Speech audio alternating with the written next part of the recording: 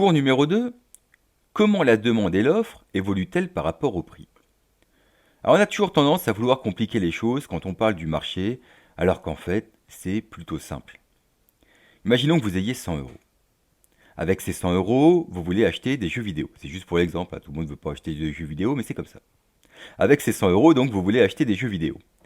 Si le prix d'un jeu vidéo est de 20 euros, vous pouvez en acheter 5. Si le prix est de 50 euros, vous pouvez en acheter 2.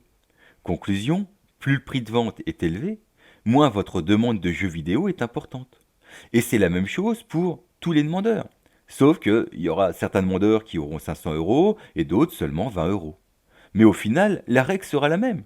Plus le prix d'un produit sera élevé, moins la quantité demandée de ce produit sera importante. Et inversement. Et quand on veut frimer, on dit que la demande est une fonction décroissante du prix, ce qui veut simplement dire que les quantités demandées varient en sens inverse du prix. Maintenant, du côté de l'offre. Prenons le kebab. Alors vous allez dire que je pourrais varier, mais il est bientôt midi et j'ai une grande envie de kebab inassouvi. Du côté de l'offre, donc, tous les vendeurs potentiels n'ont pas les mêmes coûts de production. Pour tous les vendeurs, ça ne coûte pas la même chose de produire des kebabs. Par exemple, pour leur local, vous savez que les vendeurs de kebabs, ils ont un local. Par exemple, pour leur local, il y en a qui payent de petits loyers, d'autres des loyers moyens, d'autres des loyers élevés.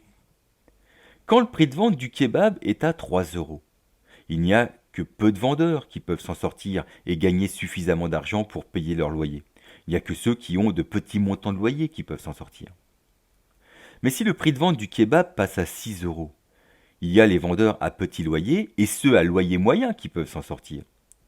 Et si le prix de vente du kebab passe à 9 euros, il y a ceux qui ont de petits loyers, ceux qui ont des loyers moyens et ceux qui ont des loyers élevés qui peuvent s'en sortir.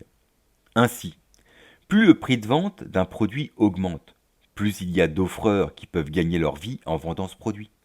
Autrement dit, plus le prix d'un produit est élevé, plus les quantités offertes sont élevées, et inversement.